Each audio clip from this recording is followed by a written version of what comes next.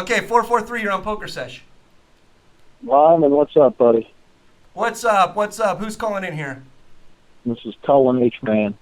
Colin H. Mann, the man, the myth, the legend. You are roommates with the other legend, Randall Graves, aka T.J. Jerkowitz. What's going on over there? Well, he's over here making dinner. We're looking for the controller to turn the volume down. But I got a question for you. Okay. Let me ask you a question. Do you think that everybody runs the same in poker? Do you believe that people run differently than other people? What's your thoughts on that? Well, of course people run differently than other people. What the fuck are you talking about? I'm talking about, do you think some people run better than others? Of course they do. Of course they do. I mean, this is the dirty little secret of poker, is that the arc of poker variance is long, but it doesn't bend towards justice. Like, it's basically like a bell curve, right? If you have 1 million people playing poker in casino poker, which we do in the United States, if you have 1 million people playing casino poker, there's going to be about, 20, 50, 100 out of those million that are going to basically run like God for years. And there's going to be another 100 that will just quit poker. They're never going to win. They have no chance. Like, they got caught on the wrong end of the bell curve. Now, does this mean that you shouldn't play at all, that you should just pack it in and say, I'm done? No. Because every time the deck gets shuffled, the next hand off could be the start of your 40,000 hand win streak, right? And if you love the game, and if you're within your role, and if you're motivated to play, it's a great hobby. But being a professional poker player is a fucking bitch. It's a bitch. Because just like the next hand dealt to you could be the start of a 40,000 hand win streak, the next hand dealt to you could be the start of a 40,000 hand lose streak, and most people can't live through it. They just go broke. So there, but for the grace of, whatever you call God, go I, I've been very lucky, and I've always lived through my downswings. But I've had year-long downswings. I've had 6-month downswings. And I've also had 18-month, 2-year-long periods where, like, I could not lose. Where I'd win, like, 33 sessions in a row. Just insane shit that boggles the mind. And the thing is, sometimes you start to read your own press and you start to think, like, well, I'm God's gift to poker. I can't lose. And then you start playing above your role. You start doing a lot of stupid shit. And the next thing you know, you're broke. So, yeah, no, everybody doesn't run equal. And the reason why everybody doesn't run equal is because we're humans that have a human lifespan. And we have a finite lifespan, and we have a finite bankroll. And you can't get to the long run if everything goes wrong. If everything goes wrong, you better get a day job. That's all I know. Let me answer your question, right? So basically, following up with that, TJ and I talk about this from time to time, and I always talk about like the frequency of things. So there's good things over the course of a session, over the course of a month, over the course of a year. There's X amount of good things that happen to you in this run good area, let's say, and then there's X amount of bad things that happen, okay? And, do you think over your poker career thus far you've had substantially more better things with regard to this run good factor? More better things have happened to you, way more worse things that happened to you, or do you think it's been an equal balance? What's your opinion of you? Okay. Let me say something first. Earlier in the show, my cigar was canoeing. Do you guys see how I powered through that? I just powered through the canoeing, and now I got like near perfect burn.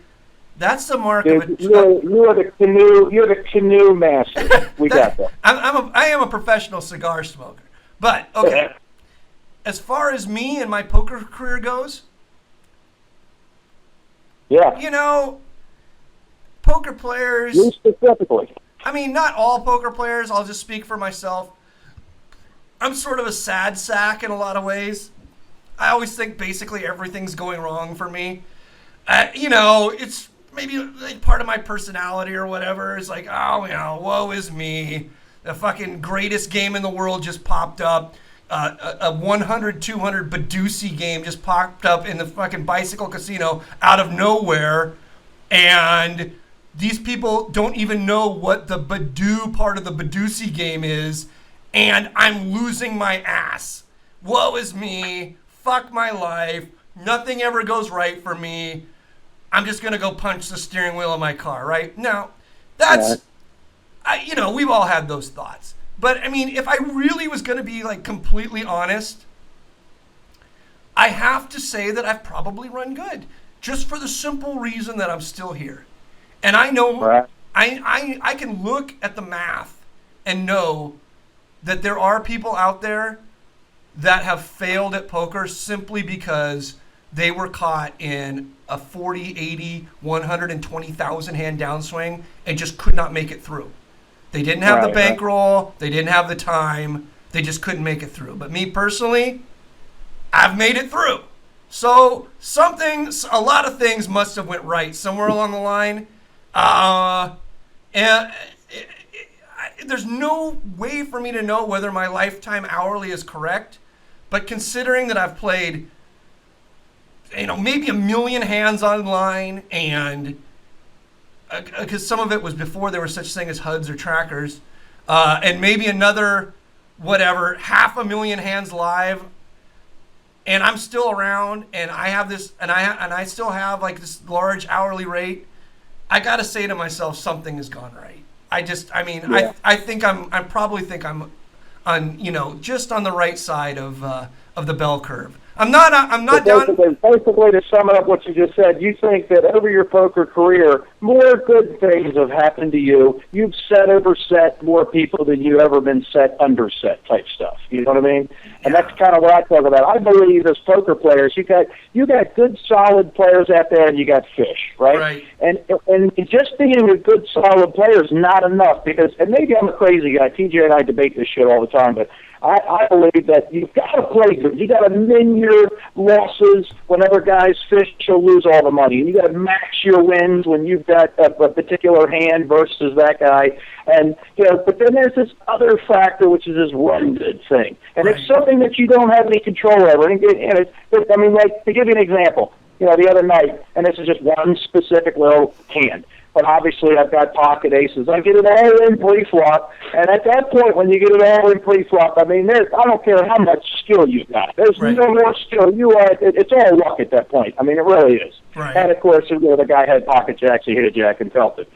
Right. So if that happens to you, if it happens to Lyman 1 out of 20 times, and it happens to Joe, 15 out of 20 times, Joe's got an uphill battle in his hands. And he could be the greatest fucking poker player on the planet. Right. You agree with that, right? Well, I agree with that, but I need to tell you something, Colin, man. You do... yeah, the chat's bad beat story's coming. They knew bad beat story was coming. Okay. I'm not even saying that. Everybody's got bad beats. I talk about the frequency of things. That's what I really focus on. Everybody's got. Brian Hastings, Greg Merson, these guys are world-class players. They've gone through downswings and they've had bad stretches. Right. But I'm willing to bet that the frequency of their good stuff is 3 times more than the bad shit that happens to them. Let me tell you something, though, Mr. Can I call you Colin, or should I call you Mr. Mann? You can call me the man. The man. Okay, listen, man. I'm going to tell you something.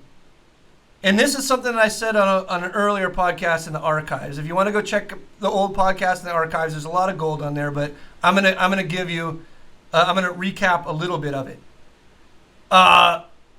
If you look at poker as a game that sort of ends at the edge of the table that you're at, your chances of going broke are much, much, much higher than if you look at poker as a way of life, okay?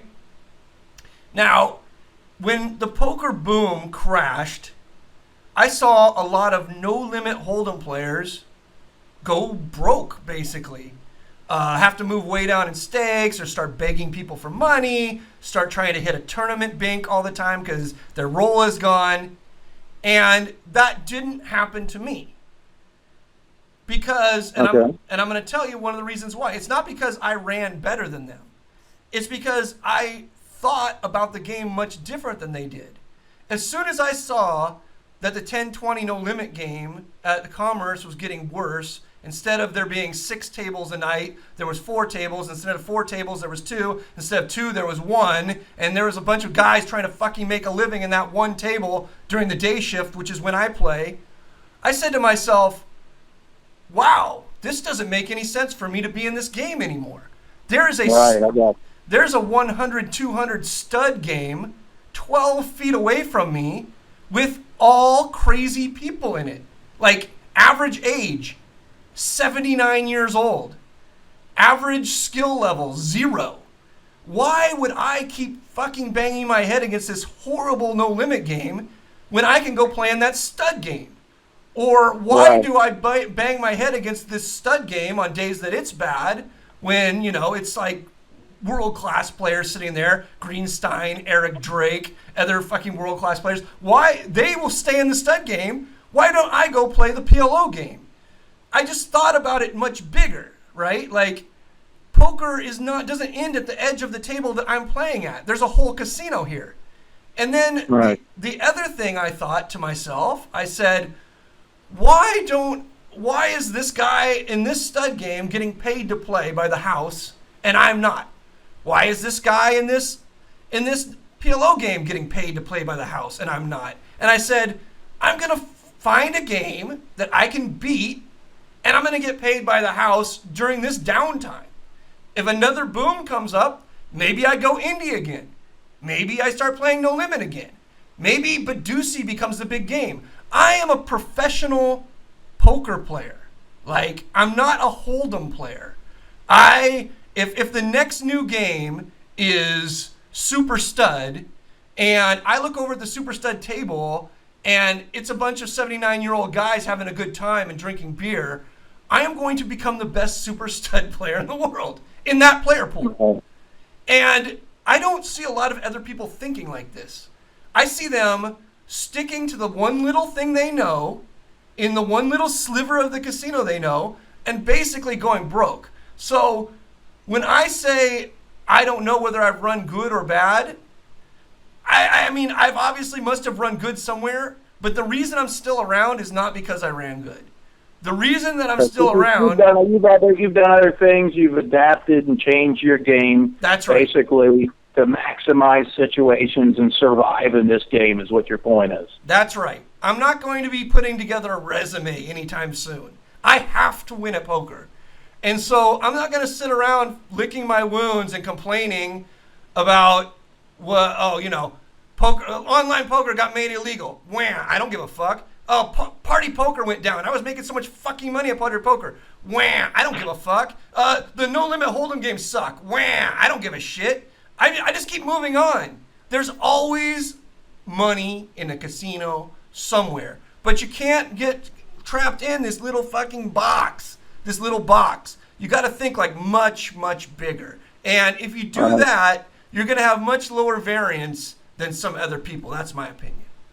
Yeah, that's a great answer. That's a good answer. Thank you, Mr. Mann. Hi, Lyman. Well, good show, and I got TJ over here cooking all this shit for his weekly food and stuff. So, by the way, we are actually, I don't know if you saw my picture the other day of him on the sofa, but we're actually moving out into a new poker house ourselves. All right. Effective 9/1. So we'll send you some stuff. We're getting a new place as of 9/1. So. Thank God, all of you guys who call me from poker houses, thank God there's no such thing as smell-o-vision phone. Yeah, actually, my house is clean. You've seen the shit I put on that thing. All right, dude, take it easy. Keep running good, buddy. You're boxing, you know it, but I like your answer. Thank you, brother. Thanks for the call. All right, man. Take it easy. All right. Okay, everybody.